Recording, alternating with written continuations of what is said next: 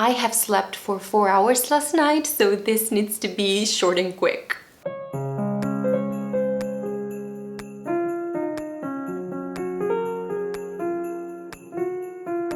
Hi, welcome back and welcome to another Vlogmas video. I'm Fran, this is Fran Nook in the pages, and today I'm going to wrap up the books that I read for Queer Lit Readathon round 8. This readathon took place from December 5th to December 11th. This readathon was created by Kathy, Rogan, and Alex was the guest host for this round, so you will find the links of all these creators in the description down below. As I had foreseen, I didn't read much for the Queer Lit Readathon because it happened during Vlogmas and I was just a teensy bit busy. I read one book as an audiobook and I read 2 novellas. And that's that. Let's see what I thought about the books that I read. But before that, before we begin, a quick reminder to subscribe to my channel if you haven't, to like and share this video, click on the bell icon if you want to get notified whenever I upload a new video. You can follow me on social media, befriend me on Goodreads, and I have a Ko-fi account, which is a digital tipping service. You will find all this information in the description down below. And now, let's wrap these books up. The one book that I listened to was Stay Another Day by Juno Dawson. This one wasn't on my Queer Lit Readathon TBR. I was supposed to listen to Mangoes and Mistletoe by Adriana Herrera, but when I started it, I wasn't quite liking the audiobook experience, so I decided to put it aside, and it just happened that I ended up listening to the audiobook of Stay Another Day. I have a whole review of this book on my channel, so you will find it linked in the cards and in the description. I won't be going into details. I will just say that this book is about 3 siblings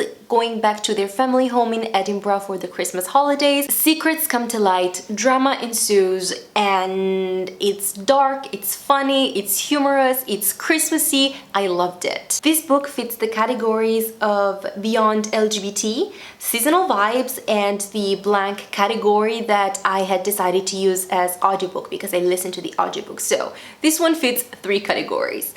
Not too bad. Then I read Fearless by Shira Glassman, and this is a novella, very short. I think it's like 30 actual pages. It was like less than 100 pages on my phone. This is about a woman, a mom who recently came out of the closet, and she is taking her daughter to a hotel where there's going to be a school recital concert. The daughter plays the flute, the mom used to play the violin, and at this hotel she develops a crush for the orchestra director Butch lady. It is very short, it was quick, it was sweet, it isn't very Christmassy, but they get snowed in, so there is a very wintry vibe. However, I did have some problems with this novella because, and I do realize that that is a very specific thing that bothered me personally, and I am pretty sure that almost nobody else would have the same problem with this novella, and you will understand why in a second. One of the women, I don't remember who,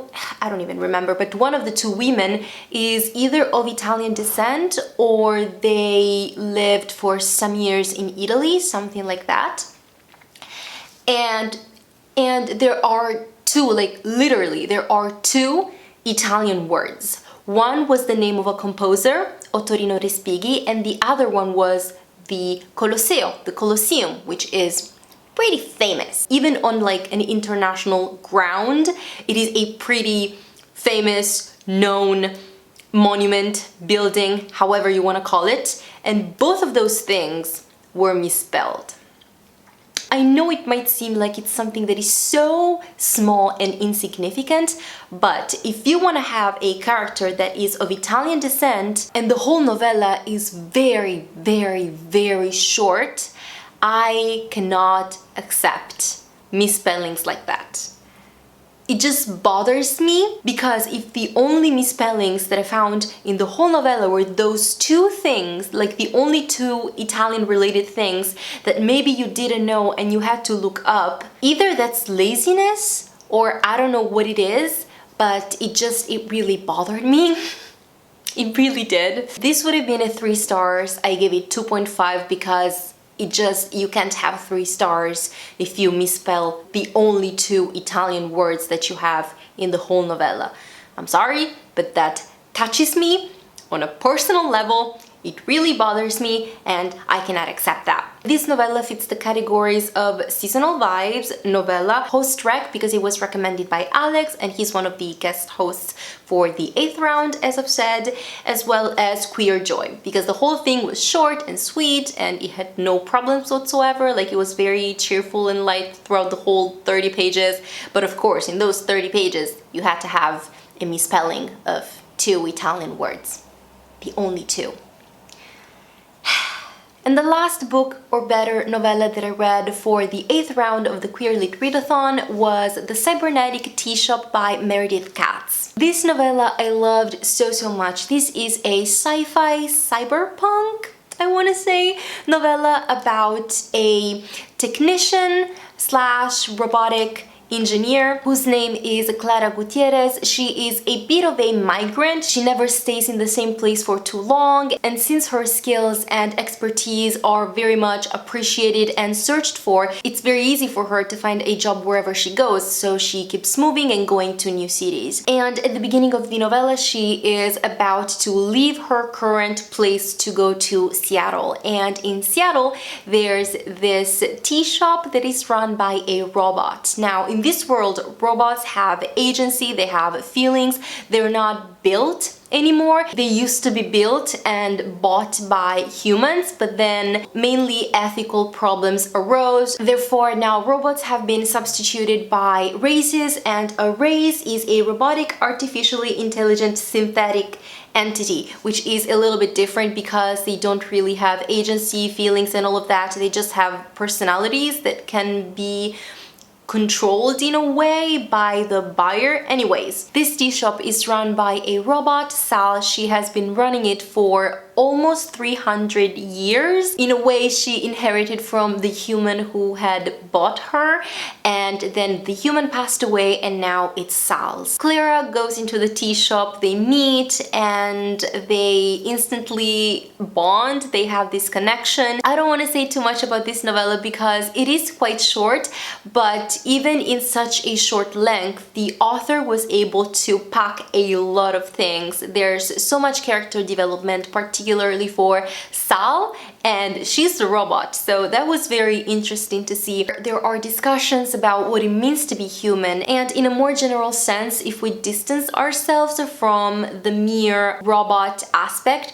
there's a wider commentary regarding how we treat each other, particularly where there are differences, and how we cope with that. What are things that we can change, and what are things that no matter who we are, we can't really change because they're just part of our singular nature and how we are individually. I wasn't expecting to love it as much as I did because I usually have a hard time with sci-fi, but in this novella the sci-fi aspect comes out more in terms of thinking about human nature, thinking about humanity, and it also came after the romance and the characters' development, who were definitely at the core, at the center of the story. So if you're a sci-fi newbie like yours truly, you can definitely pick up this novella. It won't go over your head. You will love it, I promise. I grew so attached to the characters in such a short amount of time, and it made me laugh, it made me tear up a little bit, and I truly loved it so much, more than I was expecting. If I had read it before I filmed the surprises of 2021, this would have been on that list. This novella fits the categories of novella, duh, fantasy because sci-fi is a subgenre of fantasy, blank punk because it gave me cyberpunk feels, and beyond LGBT because the main protagonist, Clara, she is asexual, so that goes beyond the LGBT part of the LGBT plus spectrum. And this is it for this video. I am so sorry that it came out so late, but again, Vlogmas has my soul in this time of the year. Let me know in the comments if you have read these books that I've mentioned. Let me know if you have participated in Queer Lit Readathon, what you read for Queer Lit Readathon, if you liked, if you didn't like the books that you read.